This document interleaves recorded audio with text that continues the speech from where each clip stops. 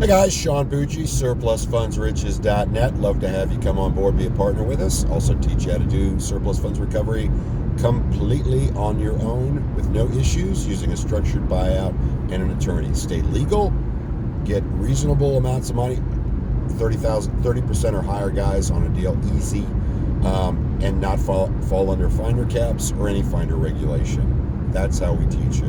Now, having said that, I want to talk about the documents that you really need to get if you're serious about doing this. And I know a lot of guys out there do surplus funds as a side hustle, but listen, that is not an excuse to half-ass it.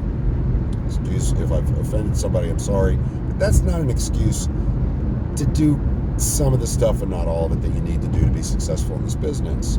There's a couple of documents you need to get, okay?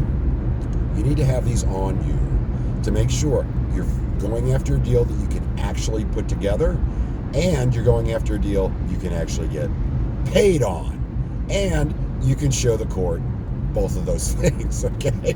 So what we look for is a couple of different items when somebody sends a file to us, because we will partner with you where you can just research the debt if you want and send in the file to us and we do the rest. You go get your list, research the debt to make sure there wasn't additional debt against the property that has a priority claim above the owner, and then fill out our worksheet, provide a couple of supporting documents. What we like to see, what we have to see the deed of the owner that had it right before the foreclosure, the deed when they bought it, because the court may ask for that more often than you might think, to prove that that was the actual owner. Because guys, stuff changes hands. Property changes hands even between the time when a tax or mortgage foreclosure is started on the property and when it actually happens. It can change hands. It can often still be in the owner's name before they actually transferred it to somebody else. Very important you understand that. It happens all the time. So you want the deed showing who the owner was at the time of the sale, the deed when they bought it.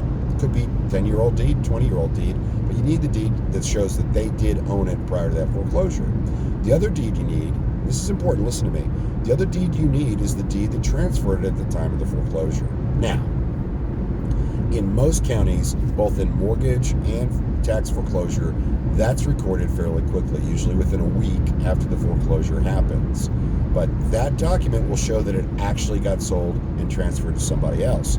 A lot of these counties don't give you online access to actually do actual docket information. In other words, case information, file information, as it proceeded through the court. So as a result, that deed is what you need to show that it actually did change hands. Otherwise, the foreclosure might have been vacated, okay? Might have been vacated, might have been forestalled, whatever you want to call it. In other words, it may not have actually happened. It may have happened, but not happened. The court said, we're going to vacate this sale because something else came up at the last minute. So without that deed showing that it actually transferred, you might be chasing something where the surplus cannot be claimed, okay? Also, that deed that shows a transfer, 9 times out of 10, will actually reference that other owner as well, that last owner, and that should match the owner on the deed that you got for who's entitled to the surplus funds, okay? Another couple things I'd recommend you get is a copy of the tax assessor tax card on that property, whether you're working mortgage or tax overages, because the beauty with the tax card, listen carefully to this, is it is going to give you a shortened legal description, kind of an abbreviated legal description. Well, legal descriptions, guys, like PINs, parcel ID numbers, or property ID numbers, those don't change on the property ever. The name of the owner can change, the address can change, but the PIN is not going to change unless it's subdivided, rare. The PIN is not going to change, and unless it's subdivided, the legal description is not going to change. And having that PIN and legal description is a way for when you do check to see if there's debt, if the owner had 3 or 4 properties, by knowing what the legal description was, you'll know which mortgages count against which property, and you'll know it doesn't count against that one, for instance, because it has a different legal description. These are basics that we teach in our program, and guys, if you're not doing this, you're chasing stuff, you got nothing. You have absolutely nothing. So do yourself a favor and put in the work.